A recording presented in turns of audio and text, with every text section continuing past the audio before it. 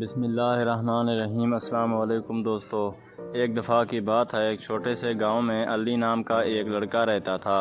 علی بہت سمجھدار، ہمدرد اور تجسس سے بھرپور بچہ تھا۔ اسے کتابیں پڑھنے کا بے حد شوق تھا۔ گاؤں میں زیادہ اسکول نہیں تھے، مگر علی گاؤں کے پرانے کتب خانے سے پرانی کتابیں پڑھا کرتا تھا۔ وہ روز ایک نئی کتاب لے کر آتا، اپنے چھوٹے کمرے میں بیٹھ کر غور سے پڑھتا اور نئے نئے خواب دیکھتا۔ ایک دن جب وہ کتب خانے گیا تو اسے ایک بہت پرانی گرد آلود چمڑے کی جلد والی کتاب ملی۔ کتاب پر کوئی نام نہیں لکھا تھا۔ جیسے ہی علی نے اسے کھولا، ایک چمک سی نکلی اور کمرے میں ہوا بدل گئی۔ الفاظ کتاب کے اندر حرکت کرنے لگے۔ یہ کوئی عام کتاب نہیں تھی، یہ ایک جادوئی کتاب تھی۔ علی نے کتاب کو غور سے پڑھنا شروع کیا۔ پہلی ہی صفحے پر لکھا تھا، یہ کتاب صرف اس کے لیے کھلتی ہے جو دل سے سچ کی تلاش کرتا ہو۔ علی حیران رہ گیا، مگر اس کا تجسس بڑھتا گیا۔ کتاب میں مختلف کہانیاں، پر اسرار نقشے اور پہیلیاں تھیں۔ ان میں ایک نقشہ ایسی جگہ کا تھا جو علی کے گاؤں کے قریب پہاڑیوں کے بیچ واقع تھی، جہاں کوئی جانے کی جرات نہیں کرتا تھا۔ علی نے فیصلہ کیا کہ وہ اس جگہ جائے گا۔ اگلے دن وہ جلدی اٹھا، ایک چھوٹا سا بیگ تیار کیا، پانی، روٹی اور وہ جادوئی کتاب لے کر نکل پڑا۔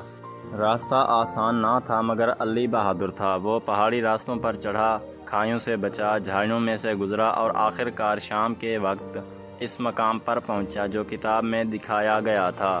وہاں ایک بہت بڑا درخت تھا جو دوسرے درختوں سے کئی گنا بڑا اور گھنا تھا۔ علی نے درخت کے نیچے زمین کھودنی شروع کی، کیونکہ نقشے میں ایسا ہی دکھایا گیا تھا۔ کچھ ہی دیر بعد اسے ایک لکڑی کا باکس ملا۔ جیسے ہی اس نے باکس کھولا، ایک نور کی کرن نکلی اور باکس میں سے ایک چھوٹا سا کرسٹل نکلا جو نیلے رنگ کی روشنی دے رہا تھا۔ اس کے ساتھ ایک پرچہ بھی تھا جس پر لکھا تھا، یہ کرسٹل علم کا خزانہ ہے، لیکن اس کا راز وہی جان پائے گا جو علم کو بانٹے گا، چھپائے گا نہیں۔ علی کرسٹل کو لے کر گھر واپس آیا۔ جادوئی کتاب میں اب نئے صفحے کھل چکے تھے۔ جیسے جیسے علی علم بانٹتا گیا، کتاب خود بخود نئی باتیں ظاہر کر دی گئی۔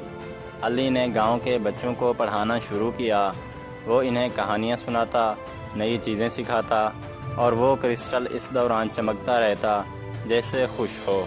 وقت گزرتا گیا، علی بڑا ہوا، مگر اس کا شوق اور علم بانٹنے کی عادت ویسی ہی رہی۔ اس نے گاؤں میں ایک چھوٹا اسکول قائم کیا۔ اس کی جادوئی کتاب اب ایک مکمل انسائکلوپیڈیا بن چکی تھی، جس میں دنیا کے ہر علم کا خزانہ موجود تھا۔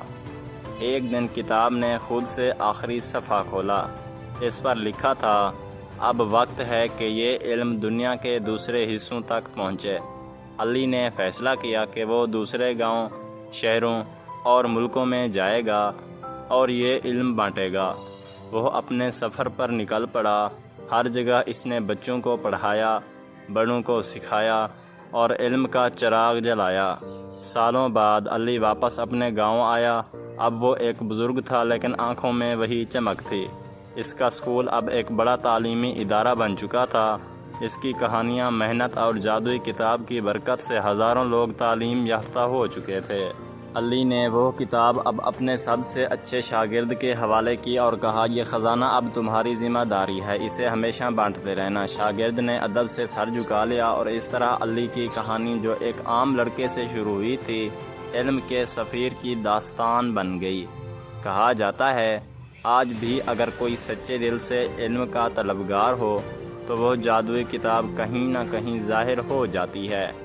مزید ایسی کہانیوں کے لیے میرے چینل کو لازمی لائک اور سبسکرائب کریں اور ساتھ میں دیے گئے گھنٹی کے نشان کو دبانا نہ بھولیں، اور کامنٹ میں بتائیں کہ یہ کہانی آپ کو کیسی لگی۔ شکریہ دوستو۔